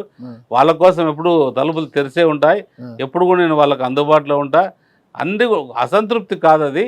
అది ఇంకో అంటే కొంత ఒక వ్యక్తులు ఏండ్ల తరబడి వాళ్ళని చూశారు, ఇప్పుడు నన్ను చూస్తున్నారు, నన్ను ఇంకా 6 నెలల నుంచే చూస్తున్నారు కదా. 6 నెలలు కూడా కాలేదు, 6 నెలలు కూడా కాలేదు. అంటే ఎన్నికల్లో 3 నెలలు, తర్వాత 3 నెలలు అనుకుంటే కూడా 6 నెలలు అవుతుంది. నన్ను చూస్తూ ఉన్నారు. ఇప్పుడు నన్ను ఇంకా వాళ్ళు గుర్తించేదానికి, కొంతమంది ఎవరైనా గుర్తించేదానికి కొంత సమయం పడుతుంది. కాబట్టి ఎవరు కూడా నా మీద వ్యతిరేకత అనేది ఉండదు. కొంత నాయకుల్లో ఏదైనా ఉంది అనుకునేదానికి కూడా అవకాశం లేదు. నేను వాళ్ళ కడుపు కొట్టిన ఏదైనా తింటా అంటే కదా వాళ్ళకి. అలాంటి ఆరోపణలు ఎక్కడ లేవు. నేను ప్రత్యక్షంగా చాలా మందికి ఫోన్లు చేసి అడిగాను, ఎక్కడ కూడా అవినీతి అనేది లేదు. అధికారులందరికీ కూడా స్ట్రిక్ట్గా చెప్పారు, ఏ ఒక్కరు కూడా డబ్బులు సంపాదించుకొచ్చి మాకు ఇవ్వాల్సిన పని లేదు, మీ పనులు మీరు చేయండి. సమస్యలతో మీ దగ్గరకు వచ్చిన ప్రజలు 1-2 రోజుల్లో వాళ్ళ సమస్యలు పరిష్కరించి పంపండి, మళ్ళా మా దగ్గరికి రాకూడదు, మాకు ఎవ్వరు డబ్బులు సంపాదించాలి, మీరు డబ్బు తీసుకోవద్దండి, మాకు డబ్బు తెచ్చి ఇవ్వద్దండి అని ఖచ్చితంగా చెప్పారని చాలామంది చెప్పారు. అయితే ఒక్కటే ఏంటంటే, మాకు కాస్త అందుబాటులో ఉన్న తక్కువ వాళ్ళ అల్లుడు బామర్దులు వాళ్ళే చూసుకుంటున్నారు, నాయకులంతపై వాళ్ళని వెళ్ళి కలవాలంటేనే కాస్త ఇబ్బందిగా ఫీల్ అవుతున్నారు అనేది అయితే ఒక ఆరోపణ అయితే వినిపిస్తుంది. ఒకటి తీసుకోండి, మీరు చాలా మంది ప్రజలు వస్తుంటారు, ప్రజల పరిష్కారం చేయాలి, ప్రజల సమస్యలు పరిష్కారం చేయాలి. పరిష్కారం చేయాలంటే నా అల్లుడు రూపంలో ఉండొచ్చు, మా నాయకుల రూపంలో ఉండొచ్చు, సమస్య పరిష్కారం కావాలి అక్కడ. ఆ సమస్య పరిష్కారం చేయడంలో నా తరపున నేను ఎంతో బిజీగా ఉన్నప్పుడు నా తరపున వాళ్ళ దగ్గర ఉండి పరిష్కరిస్తారు. లేకుండా మీ దృష్టికి ఏమైనా మా వాళ్ళు ఏదైనా అవినీతి చేసినట్టు మీ దృష్టికి ఏమైనా వచ్చిందా? అది లేదులేండి. అవినీతి చేసినట్టు నా దృష్టికి వచ్చినా వాళ్ళని ఎవరిని కూడా మనం క్షమించే ప్రసక్తే లేదు. ప్రజలకి ఎప్పుడు కూడా సర్వీస్ చేయడానికే మనం ఉన్నాం తప్ప వేరే రకం కాదు. ఇక్కడ ఇంకొక కార్యక్రమం, మంచి కార్యక్రమాలు చేశారు. ఇంకొక విషయం కూడా నా దృష్టికి వచ్చింది, అది రైతులకున్న అపోహను మీరు తొలగించాలి. ఇది ఏంటంటే, భైరవంతిప్ప ప్రాజెక్ట్ నుంచి జీడిపల్లి రిజర్వాయర్ దాదాపు 90 కిలోమీటర్లు ఏమో ఉంటుంది. అదంతా కూడా ల్యాండ్ అక్విజిషన్ కింద గతంలో భూసేకరణ చేపట్టారు. అదంతా కూడా రాళ్ళు కూడా పాతి పెట్టారు అదంతా కూడా. అది కానీ కాలక్రమేణా ఆడంతా ఎదుగుతో మొత్తం కూడా రాళ్ళన్నీ కూడా భూమిలో కలిసిపోయాయి, కొన్ని మాయమైపోయాయి, రాళ్ళు కలిసిపోతే ఇప్పుడు రైతులంతా కూడా మళ్ళీ దాన్ని సాగు చేసుకుంటున్నారు. మీరు వచ్చిన తర్వాత మళ్ళీ హద్దులు నిర్ణయించి రాళ్ళు పాతించారు అంటున్నారు. మంచి పనే ఇది, హద్దులు నిర్ణయించడము, రైతుల భూమి ఒక ఇది కూడా పోకుండా. కానీ రైతుల్లో కొంత అపోహ ఏమంటే, అప్పటికన్నా కొంత భూమి ఎక్కువ పోయినట్టుగా ఉంది అన్న అపోహలో ఉన్నారు. ఇదంతా కూడా ఇరిగేషన్ అధికారులతో సంప్రదించి చేశారా, అలాంటి ఎమ్మెల్యే గారే చేశారా? ఇది కరెక్ట్ కాదు. ఏదైతే మనకు హద్దులు ఏర్పరుస్తారో ఆ హద్దుల ప్రకారమే రైతులది తీసుకుంటాం. 1 ఇంచు కూడా రైతులు నష్టపోకూడదు ఎక్కడ కూడా. ముఖ్యంగా నా ప్రాంతంలో రైతులందరూ కూడా వాళ్ళ భూమి వాళ్ళు ఎంతైతే వాళ్ళు ల్యాండ్ ఎక్వేషన్కి ఇచ్చారో అది మాత్రమే పోతుంది తప్ప ఏ ఒక్క సెంట్ కూడా ఎక్స్ట్రా పోయేదానికి అవకాశం లేదు, అలాంటి పని జరిగేదానికి అవకాశం లేదు. వాళ్ళు ముందు ఏదైతే రాళ్ళు వాళ్ళు నాటారో ముందు పని చేయడానికి, ఆ రాళ్ళన్నీ కూడా మన వీళ్ళే పీకిచ్చారు. ముందు ప్రభుత్వం అధిపతులే అంతా పీకిచ్చేసి రాళ్ళు కూడా అమ్ముకున్నారు వాళ్ళంతా. చంద్రబాబు నాయుడు గారిని 2 సార్లు కలిసినప్పుడు కూడా అదే అడిగాను. ఎందుకంటే ఒక్కొక్కసారి విజయవాడలో బిజీగా ఉంటే ఢిల్లీకి పోయినాడు. ఢిల్లీలో ఆ సందర్భంలో నేను ఉన్నా. అక్కడ పోయినప్పుడు కూడా ఫ్రీగా ఉంటే అడిగినాను, సార్ నాకేం వద్దు సార్, భైరవాన్ తిప్పకి 110 కోట్లు డబ్బులు వేయండి ఫస్ట్. రైతులందరికీ ల్యాండ్ ఎక్వేషన్ ఏదో చాలామంది 2018 నుంచి ఇప్పుడు దాకా కూడా ఇబ్బందులు పడుతున్నారు. ముందున్న ప్రభుత్వం కూడా వాళ్ళకి రైతులను ఏ విధంగా కూడా ఆదుకోలేదు, వాళ్ళకు ఒక్క రూపాయి కూడా డబ్బులు వేయలేదు. మీరు ఆ పని చేయాలంటే ఖచ్చితంగా నేను ఆ పని చేస్తాను, ఖచ్చితంగా డబ్బులు వేయిస్తాను, కొంత సమయం తీసుకుంటుంది, వేపిస్తానని చెప్పి మా నాయకుడు కూడా చెప్పాడు. అనంతపురంలో టవర్ క్లాక్ నుంచి వేసిన ఫ్లైఓవర్ని చూస్తేనే సరే ప్రభాకర్ చౌదరి గారు కావచ్చు, ఆయన నేను తెచ్చా అంటాడు. అంటే అనంత వెంకటరామరెడ్డి గారు హయాంలో జరిగింది. అనంత వెంకటరామరెడ్డి గారు, అమ్మినేని సురేంద్రబాబు గారే గుర్తుకొస్తారు అందరికీ కూడా. చాలా తక్కువ సమయంలో అనంతపురం పట్టణ ప్రజలకు ఒక చక్కటి ఫ్లైఓవర్ నిర్మించారు, చాలా క్వాలిటీ కూడా బాగా మెయింటైన్ చేశారు. అది చూసిన ప్రతిసారి అమ్మినేని సురేంద్రబాబు గారు ఖచ్చితంగా గుర్తొస్తారు అందరికీ కూడా. కానీ అలా గుర్తొచ్చేలా కళ్యాణదుర్గంలో కూడా ప్రజలకు మీరు గుర్తొచ్చేలా ఏ కార్యక్రమం చేపట్టబోతున్నారు? మనం ఏదైతే మన ప్రాంతానికి కళ్యాణదుర్గం ప్రాంతానికి అవసరమో మనం ఫస్ట్ అక్కడ ఉన్న రోడ్లను బాగు చేసుకోవాలి. మనకు అంత నిధులు అంటే కేంద్ర నిధులకు సంబంధించి అనంతపురం పట్టణంలో నేను అప్పుడు కాంట్రాక్టర్గా ఉన్నాను కాబట్టి దాన్ని మన ప్రాంతం మన ఊరు కాబట్టి దీన్ని అద్భుతంగా ఉన్న టైంలో దాన్ని కంప్లీట్ చేసి ప్రజలకు ఇబ్బంది పెట్టకూడదని అది కంప్లీట్ చేయడం జరిగింది. అలాగే మన కళ్యాణదుర్గానికి కూడా కేంద్ర నిధులు తీసుకొచ్చి మనం ఏదైతే మనకు రింగ్ రోడ్ అనుకుంటున్నామో ఆ రింగ్ రోడ్డుకి సంబంధించి కావచ్చు, లేదా ఇతరత్ర కేంద్ర సంస్థలు ఏదైనా ఉంటే తీసుకొచ్చి మన రాష్ట్ర ప్రభుత్వం నుంచి కూడా కొన్ని కాలేజెస్ స్కూల్స్ అన్నీ కూడా తీసుకొచ్చి అభివృద్ధి చేసి ప్రజలకు ఏ రకంగా మన కళ్యాణదుర్గం అంటే అగ్రికల్చర్ రూపంలో రైతుకు ఏం కావాలి, రైతుకి మన సేద్యం మీద 190% మంది అక్కడ సేద్యం మీద ఆధారపడ్డారు. వాళ్ళందరికీ కూడా ఏదో రకంగా ఉపయోగపడేటట్టు అంటే డ్రిప్ ఇరిగేషన్ కావచ్చు, తుంపర సేద్యం కావచ్చు, లేకపోతే ట్రాక్టర్ సంబంధించిన వాళ్ళకి రైతులు దున్నుకోవడానికి ఇత్తుకోవడానికి ఇవన్నీ కూడా పరికరాలు కావచ్చు, ఇవన్నీ సమకూరిస్తే అంతకన్నా రైతులు ఆనందపడే రోజులు ఉండవని నేను అనుకుంటున్నాను. మొత్తం మీద తీసుకుంటే కళ్యాణదుర్గం నియోజకవర్గంలో ఇంకా ఎలాంటి అభివృద్ధి కార్యక్రమాలకు శ్రీకారం చుట్టబోతున్నారు మీరు? చాలా రాబోతున్నాయి రోజువారీగా. ఎందుకంటే ఇప్పుడే ప్రభుత్వం వచ్చింది, చాలా అందరూ కూడా 164 మంది ఎమ్మెల్యేలు కూడా అక్కడ పోయి వాడడం జరిగింది. మేము అభివృద్ధి కావాలి, మీ కొంత సమయం పడుతుంది కేటాయించేకి అందరికి కూడా నాయకులకు కూడా. వాళ్ళు కొంత సమయం తీసుకొని మన ప్రాంతానికి కూడా అందరూ కూడా వచ్చే ఏర్పాటు కూడా చేసుకుంటా నాయకులు అందరూ మంత్రులను కూడా సంప్రదిస్తున్నాం, ముఖ్యమంత్రి గారిని సంప్రదిస్తున్నాం, పవన్ కళ్యాణ్ గారి దగ్గర కూడా వెళ్ళి ఎందుకంటే ముఖ్యంగా మాకు పవన్ కళ్యాణ్ గారితోనే ఎక్కువ పని ఉంటుంది. ఆయన అడుగుజాడల్లో కూడా మేము కూడా నడవాలి. పవన్ కళ్యాణ్ గారి నిధులు ఎంత బాగా ఇస్తే మా ప్రాంతం అంత అభివృద్ధి అవుతుంది. రోడ్లు లేవు అంటే ప్రతి గ్రామంలోకి సంబంధించి ఏ ఒక్క రోడ్డు కూడా సరిగ్గా లేవు. అంటే ప్రజలు తీవ్రంగా ఇబ్బంది పడుతూ ఉండేది తాగునీటి సమస్య, రోడ్లు ప్లస్ సాగునీటి 3 కూడా తీవ్రంగా ఇబ్బందులు ఉన్నాయి. అవి ఖచ్చితంగా అవన్నీ అయితే నెరవేరుస్తా, ప్రజలకు అందరూ కూడా సకాలంలో 5 సంవత్సరాలలో ఖచ్చితంగా నెరవేరుస్తా. అవన్నీ కూడా నెరవేర్చి నన్ను గెలిపించుకున్నందుకు వాళ్ళు రుణం తీర్చుకుంటా. మీరేమో రుణం తీర్చుకుంటామా అనుకుంటామంటున్నారు. రేపటి రోజు చూసి మీ నియోజకవర్గంలో వైఎస్ఆర్ కాంగ్రెస్ పార్టీ ఇన్ఛార్జ్ తలారి రంగయ్య గారి ఆధ్వర్యంలో ఈ నెయ్యి కల్తీ అంశానికి సంబంధించి లేనిపోని మీరు ప్రచారాలు చేస్తున్నారు, మీ తిప్పుకొట్టే కార్యక్రమాన్ని కూడా వాళ్ళు రేపు ర్యాలీ చేపట్టారు. దాని గురించి ఏమంటారు? ప్రజలు చీకొడుతున్నారు తలారి రంగయ్యని. ఆ విధంగా ఈ సందర్భంలో తిరుమల లడ్డు పైన అతను ర్యాలీ చేస్తున్నా అంటే ప్రజలు చీకొడుతున్నారు. అవినీతి చేసిందే వాళ్ళు, ఆ లడ్డులో కలిపిందే వాళ్ళు, వాళ్ళ నాయకులు. దానిపైన ఈయన చేయడం ఏంటి? ఇంకా మా ప్రభుత్వం వచ్చి 3 నెలలు అయింది. 3 నెలల్లో ఇన్ని అవినీతులు అన్నీ బయటకు తీస్తున్నాం, బయటకు తీసి ప్రజలందరూ కూడా తెలియజేస్తున్నాం. అలాంటి దానికి నువ్వు కప్పిపుచ్చుకోవడానికి పోయి ఆడబోయి నువ్వు అది చేస్తా ఇది చేస్తా అంటే ప్రజలు ఎవరు క్షమించరు. నువ్వు ఇలాంటివన్నీ కూడా మానుకోవాలి. ఇలాంటి కార్యక్రమాలు కూడా చేయాల్సిన సందర్భాలు కాదు నీకు. నువ్వు ఏదైనా ఉంటే ఇంకా అభివృద్ధి మీద మాట్లాడుకుందాం, ఊరికోరు పోటీ పడదాం. నేనేం చేయాలా, నువ్వేం చేస్తున్నావు అని నన్ను అడుగు, దానికి సమాధానం చెప్పుకుందాం ఊరుకోరు.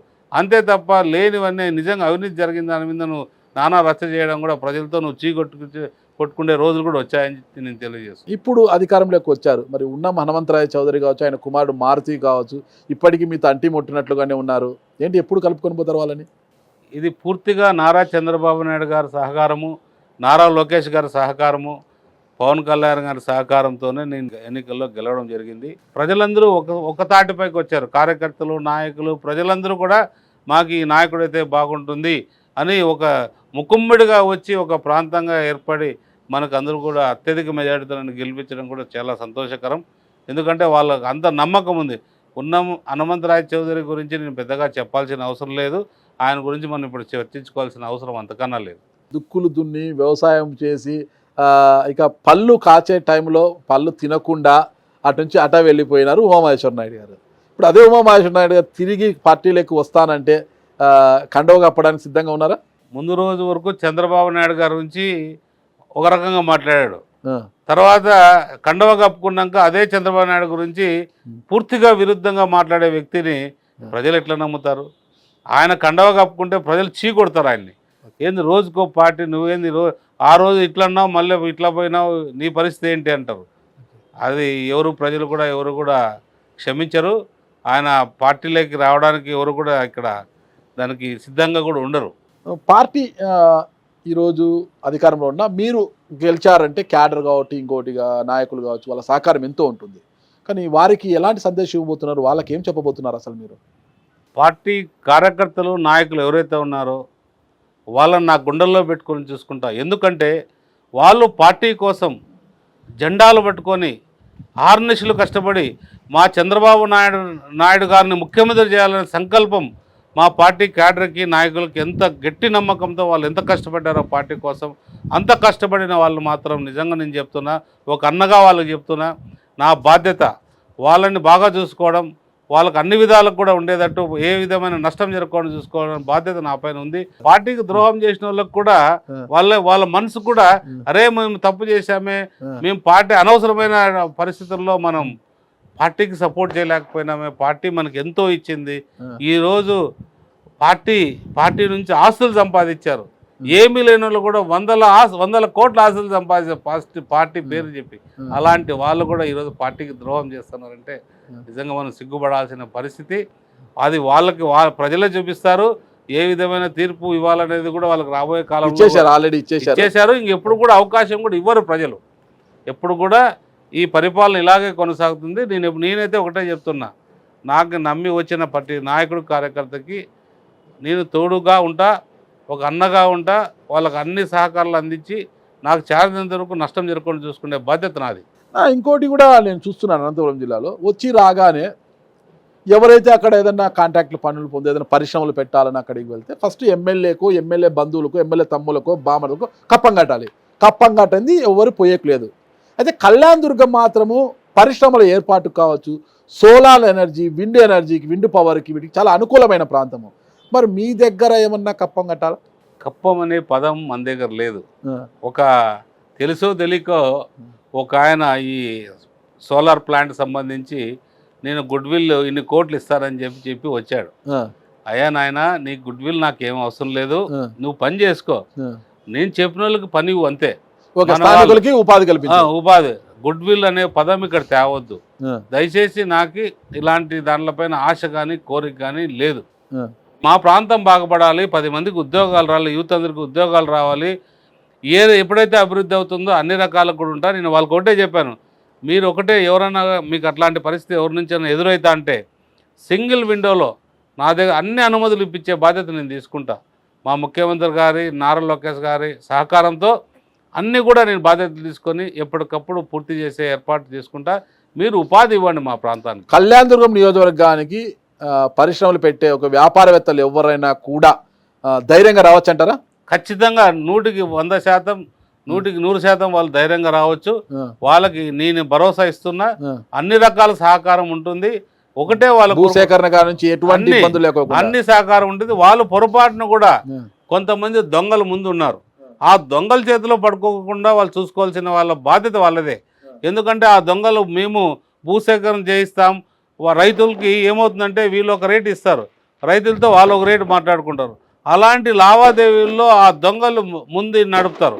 అలాంటి దొంగల్ని మనం జాగ్రత్తగా గమనించి ఆ దొంగల్ని దూరం పెట్టాల్సిన బాధ్యత ఎవరైతే అక్కడి నుంచి వస్తారో ఈ కంపెనీ వాళ్ళ పైన ఉంటుంది. ఖచ్చితంగా నేను ఏదైనా కూడా అది ఏది కూడా ఇబ్బంది లేకుండా వచ్చే వాళ్ళందరూ కూడా జాగ్రత్తగా చూసుకుంటా అన్ని రకాల కూడా సహకారం ఉంటుంది. పెట్టుబడిదారులు ఎవరు వచ్చినా కూడా వెల్కమ్ చెప్తారు, ఖచ్చితంగా ఎలాంటి లాభాపేక్ష పెట్టుకోకుండా. లేదు, ఇప్పుడు నేను కూడా ఒక వ్యాపారస్తున్నే, నాకు తెలుసు ఏ రకంగా ఇబ్బందులు వస్తాయనేది.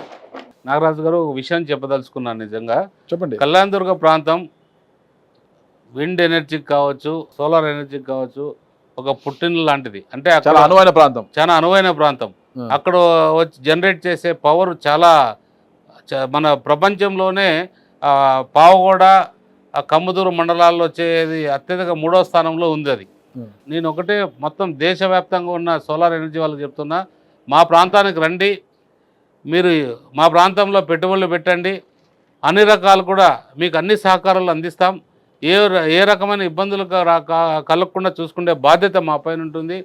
మాకు ఒకటే ఒక కోరిక, నిరుద్యోగులకు ఉద్యోగాల అవకాశాలు కానీ మా ప్రాంత అభివృద్ధిలో మీరు ఎంతో కొంత పాల్పంచుకోవాల్సిందిగా మిమ్మల్ని అందరికీ విజ్ఞప్తి చేస్తున్నా.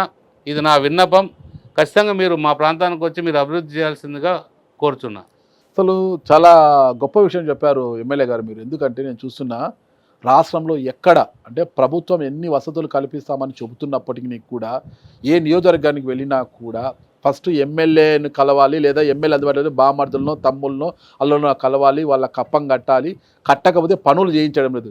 ఇదే అనంతపురం జిల్లాలో కూడా ఓ ఎమ్మెల్యే ఒక ఇండస్ట్రియలిస్ట్, ఒక సోలార్ ఎనర్జీ అతనికి డబ్బులు కప్పం కట్టలేదని ఆపి కూర్చున్నారు. ఇలాంటి పరిస్థితులు ఉన్న ఈ పరిస్థితుల్లో ఒక ఎమ్మెల్యేగా మీరు ఇంత ధైర్యంగా పెట్టుబడిదారులను ఆహ్వానిస్తున్నారంటే నిజంగా ఇది పెట్టుబడిదారులకు, ఔత్సాహికులకు ఒక వరం లాంటిదండి. ఇంత ధైర్యంగా సింగిల్ విండోలు అన్ని అనుమతులు ఇప్పిస్తామంటున్నారు. ఒక అవకాశాన్ని ఉపయోగించుకోండి. రాష్ట్రంలో ఎక్కడా కూడా నాకు తెలిసి ఇలాంటి పరిస్థితి కనిపించడం లేదేమో అనిపిస్తోంది మనకు. సురేంద్రబాబు గారు మొట్టమొదటిసారిగా పిలుస్తున్నారు, ఫ్రీగా రండి, మా నియోజకవర్గానికి రండి, పెట్టుబడులు పెట్టండి, ఎలాంటి అవినీతి అక్రమాలు వద్దు, ఎవ్వరికి రూపాయి చెల్లించకండి, డైరెక్ట్గా సింగిల్ విండోలో మీకు కావాల్సిన అన్ని అనుమతులు మేము ఇస్తామని చెప్తున్నారు.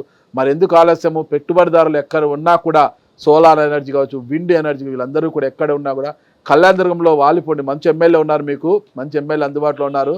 ఖచ్చితంగా అండి మిమ్మల్ని నమ్మి పెట్టుబడిదారులు వస్తే మాత్రము నా అదృష్టం అండి, నిజంగా అదృష్టం. నేను అదృష్టవంతుడిని.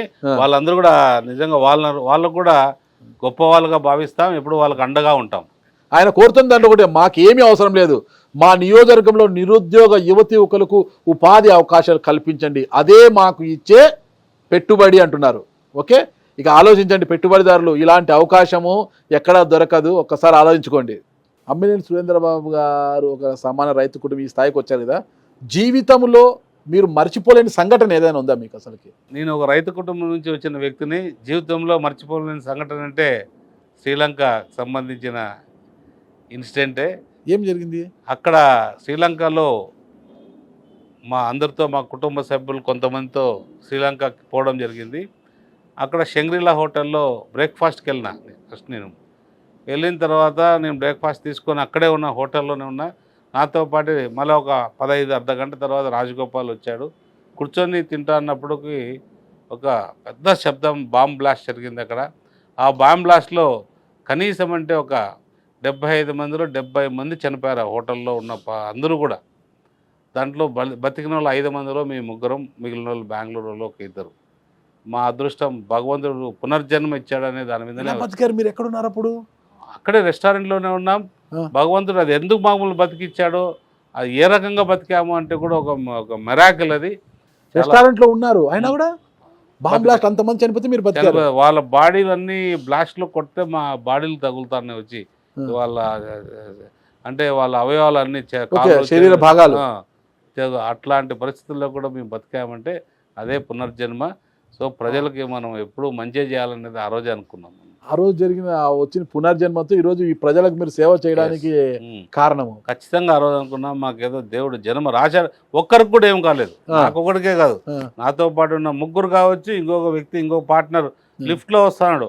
ఆయన ఏదో చిన్న డబ్బులు కరెన్సీ మర్చిపోయాను కదా అని రూమ్ లేకపోయి ఆ కరెన్సీ తీసుకొని వచ్చేదానికి పోయి ఆ గ్యాప్లో, ఆ 2 నిమిషాల గ్యాప్లో అతను బతికిపోయాడు. ఓకే, సో అదే మా అందరికి కూడా జన్మనిచ్చిన దేవుడు ఉన్నాడు కాబట్టి ఓకే. మనం ఆ దేవుడికి ఏ రకంగా నడుచుకోవాలనే దాని మీద మేము అట్లే నడుచుకుంటాం. ఈ రోజుకి అది గుర్తు వస్తే సంఘటన ఎలా అనిపిస్తుంది అసలుకి? దాని పెద్దగా అంటే బతికాము, మంచి చేశాం కాబట్టి బతికాము, దాంట్లో మనం పెద్దగా ఓకే, సీరియస్గా ఓకే. తీసుకోవాల్సిన పని అయితే ఏం లేదు. ఇట్లాంటి ఇన్సిడెంట్లు బతికిస్తున్నాడంటే ఇంకా మనం ఏం చేయాలనేది చూస్తున్నాం అంతే. ఖచ్చితంగా అండి. థ్యాంక్ యూ సురేంద్రబాబు గారు.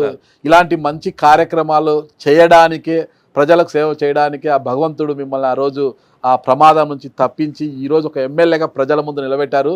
ఇలాంటి జీవితాన్ని ఆ దేవుడు మీకు ఇచ్చాడు కాబట్టి ఖచ్చితంగా ప్రజలకు మీరు మరింత మంచి చేస్తారని ఆశిస్తున్నాను. ఓకే, థ్యాంక్ యూ అండి. నమస్తే. నమస్కారం.